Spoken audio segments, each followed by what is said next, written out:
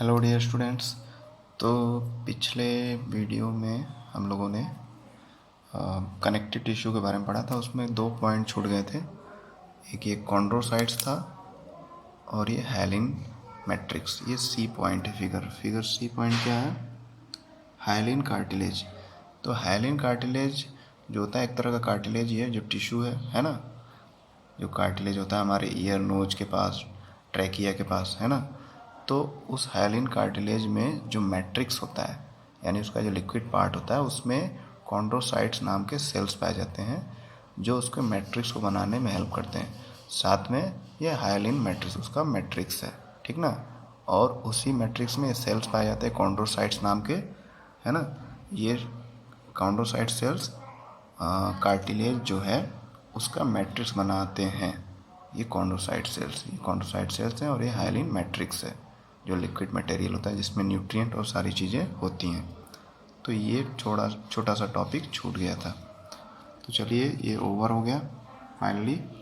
अब हम लोग चलते हैं नेक्स्ट एनिमल टिश्यू पे जो है मस्कुलर टिश्यू। मस्कुलर यानी muscles. Muscular tissue consist of elongated cell also called muscle fibre. तो जो मस्कुलर टिश्यू होते हैं वो लंबे लंबे एलोंगेटेड यानी लंबे सेल से बने होते हैं जिनको मसल फाइबर बोलते हैं। एलोंगेट मतलब काफ़ी लंबे, फाइबर जैसे, धागे जैसे। This tissue is responsible for movement in our body. और ये मस्कुलर टिश्यू ही हमारे बॉडी में जो मूवमेंट होते हैं उसके लिए रिस्पॉन्सिबल है, या हम मूव कर पाते हैं किसी बॉडी पार्ट को इसी मस्कुलर टिश्यू की हेल्प से। आगे क्या दिया है? Muscle contains special protein call contractile proteins. तो मसल जो होते हैं या मसल सेल्स होते हैं या मस्कुलर टिश्यू होते हैं, उनके सेल्स में कॉन्ट्रैक्टाइल प्रोटीन पाया जाता है। और इसी प्रोटीन की वजह से जो मसल्स होते हैं या मसल के टिश्यूज़ होते हैं वो कॉन्ट्रैक्ट होते हैं, सिकुड़ते हैं और रिलैक्स होते हैं, फैलते हैं। और इसी कॉन्ट्रैक्शन और रिलैक्सेशन से क्या होता है, बॉडी या बॉडी ऑर्गन्स मूव करते हैं, है ना। जिस तरह का मसल रहेगा जिस बॉडी ऑर्गन का, उसका उतना ही मूवमेंट होगा, ठीक ना। जैसे कि हमारे हमारे हार्ट का मसल्स बहुत ज़्यादा तेज़ी से कॉन्ट्रैक्ट और रिलैक्स होता है, इसलिए हमारा हार्ट जो है बीट करता है 1 मिनट में 70-80 बार एवरेज कम से कम।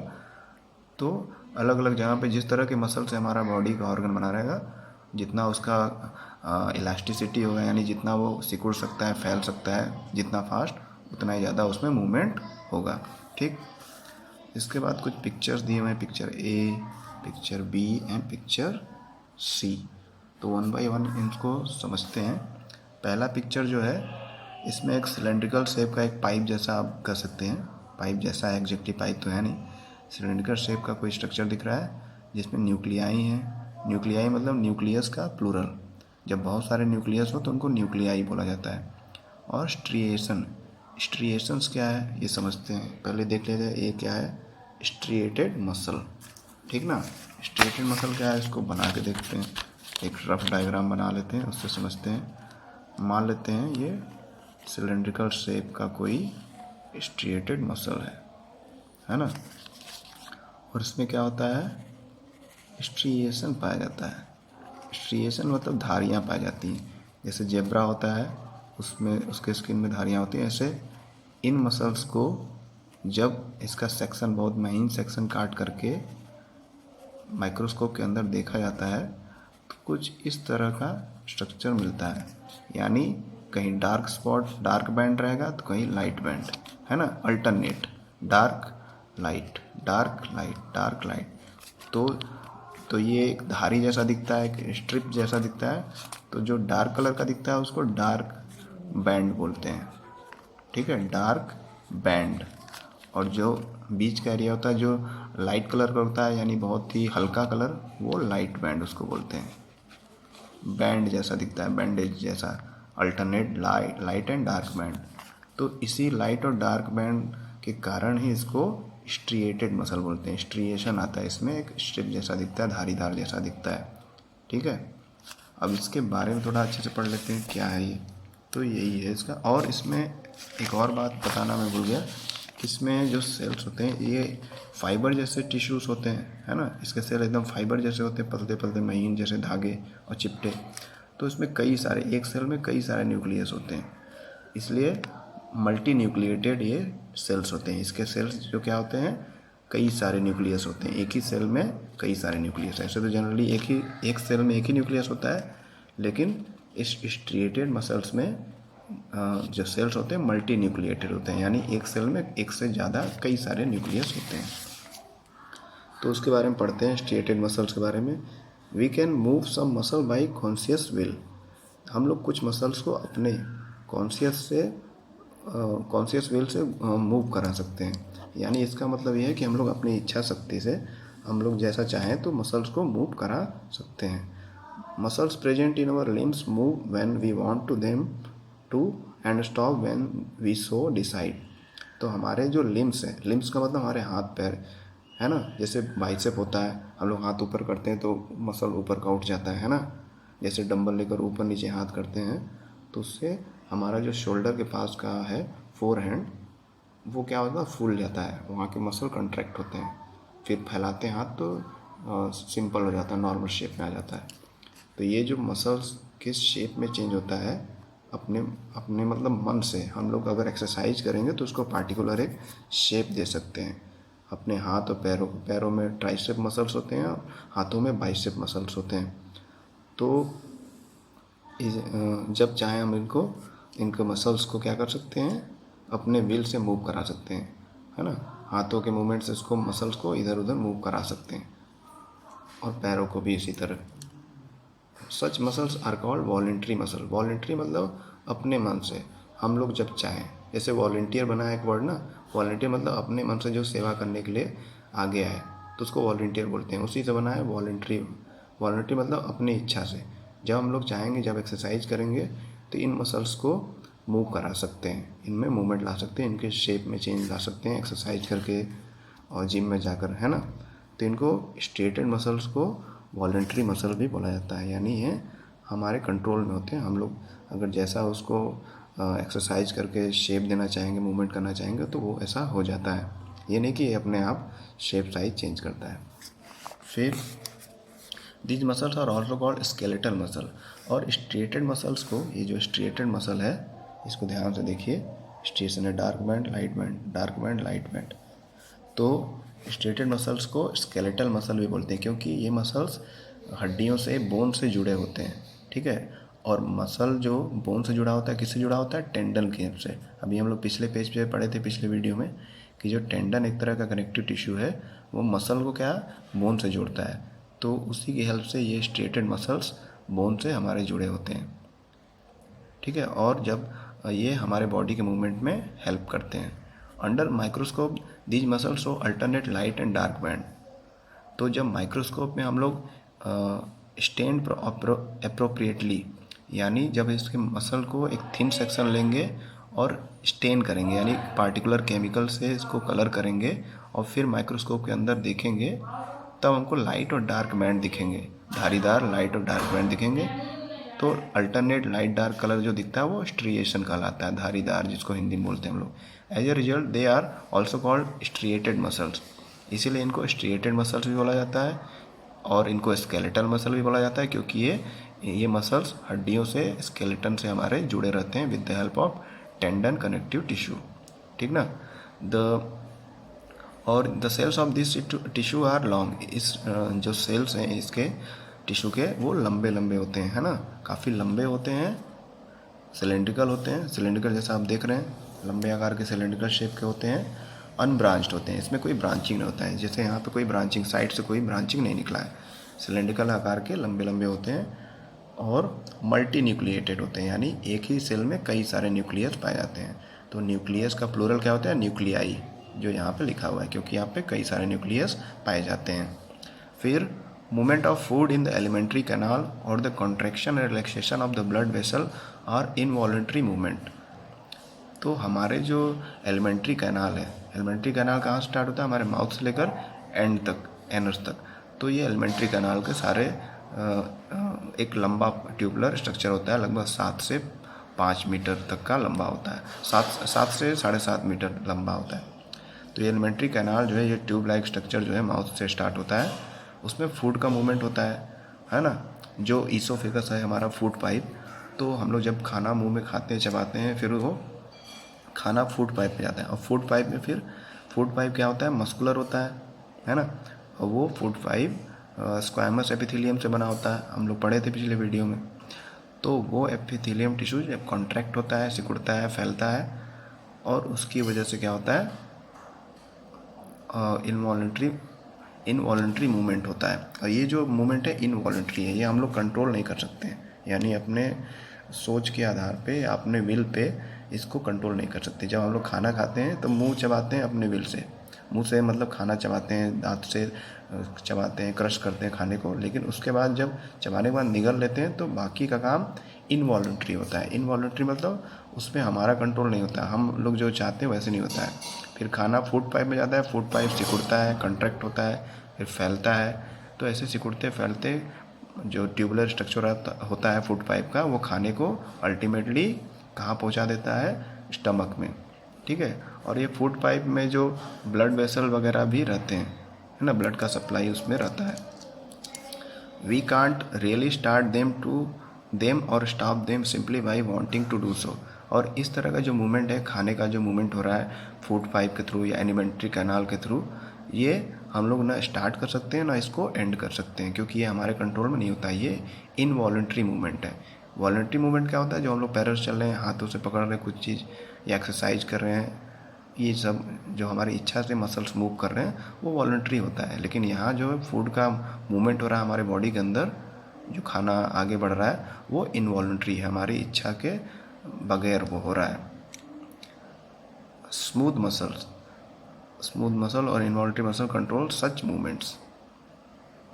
तो ये जो हमारे कंट्रोल में नहीं है, इसको कौन कंट्रोल करता है, स्मूथ मसल्स। तो यहाँ पे देखिए सेकंड पिक्चर जो है बी का, ये स्मूथ मसल्स का पिक्चर दिया हुआ है। स्मूथ मसल्स का जो पिक्चर दिया है कुछ इस तरह का दिया है। उसके सेल्स अगर देखे जाएं तो इस तरह के कह सकते हैं, ये स्पिंडल शेप बोला जाता है, इस तरह का स्पिंडल शेप्ड। स्पिंडल शेप का मतलब होता है कि ऐसे सेल्स जो बीच में थिक हो और साइड में टेपर्स हों, टेपर्स मतलब पॉइंटेड हो।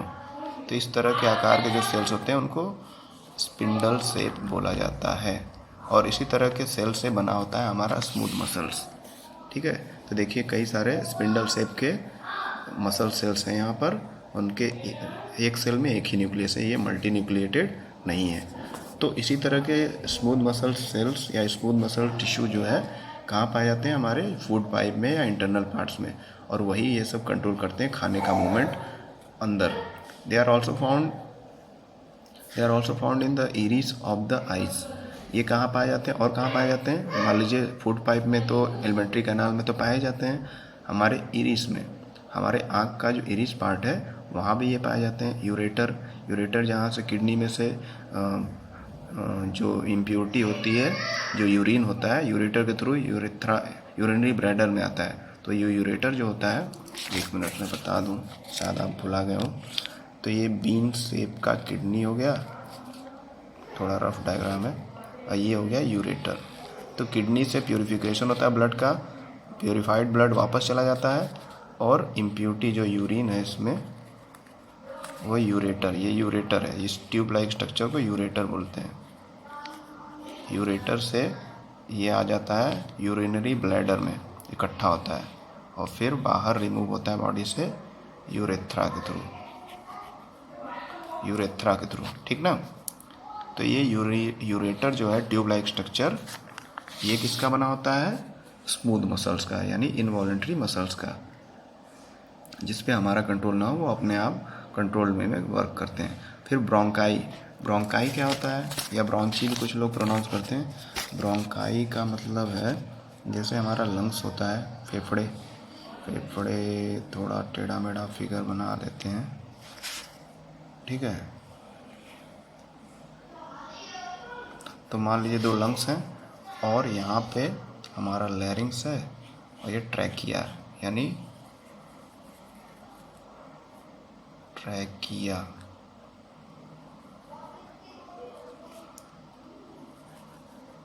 तो 2 जो मस्कुलर स्ट्रक्चर होते हैं कार्टिलेज के बने हुए, है ना, कार्टिलेज और टेंडन के बने हुए टिश्यू, कनेक्टिव टिश्यू के, ये दोनों लंग्स के अंदर ब्रांचिंग करते हैं, शाखाएं बनाते हैं जैसे पेड़ में होती हैं।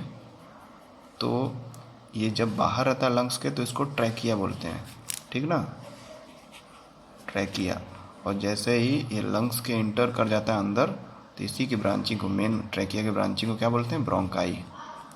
ये क्या करता है, ऑक्सीजन वगैरह को अंदर लाता है और CO2 को बाहर निकालता है लंग्स से, ठीक है। और उसके बाद इसमें फिर ब्रोंकाई के बाद ब्रोंकियोल्स, मतलब ये ब्रांचिंग आया यहाँ तक, और उसके बाद इसके भी ब्रांचिंग निकलने लगे छोटे छोटे, मतलब उसका डायमीटर छोटा हो गया तो इसको ब्रोंकियोल्स बोलते हैं। तो ये जो ब्रोंकी बनते हैं, ट्रैकिया का जो पतला कम डायमीटर वाला जो ब्रांचिंग है जो हमारे लंग्स के अंदर रहता है, उसको ब्रोंकी बोलते हैं। तो ये भी इसी तरह के स्मूथ मसल से बना होता है, ठीक ना, यहाँ दिया हुआ है। The cells are long with pointed end, जैसा कि आप देख रहे हैं सेल्स लंबे लंबे हैं और पॉइंटेड एंड है, दोनों एंड पॉइंटेड है, शार्प है, यानी कि ब्लंट या टेढ़े मेढ़े नहीं है, चौड़े नहीं है इसके एंड, बीच में थोड़ा चौड़ा रहता है। और इस तरह के शेप को स्पिंडल शेप बोलते हैं। एंड यूनी न्यूक्लिएट, यूनी मतलब वन, यूनी मीन्स वंस, यानी इसके सेल्स में न्यूक्लियस केवल एक ही पाया जाता है, एक से ज़्यादा नहीं न्यूक्लियस होते हैं। They are also called unstriated, और इनको अनस्ट्रिएटेड मसल बोला जाता है। अनस्ट्रिएटेड क्यों बोला जाता है, क्योंकि इनमें कोई भी धारीदार नहीं, कोई भी लाइट या डार्क बैंड नहीं देखा जाता है, सब एक जैसे दिखते हैं, है ना।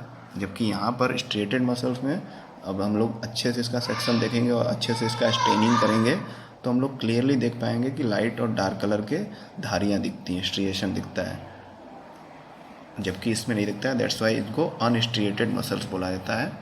और साथ में या फिर इनका दूसरा नाम क्या है, इनवॉलंटरी मसल, या फिर एक और नाम है इसका स्मूथ मसल्स, ठीक है।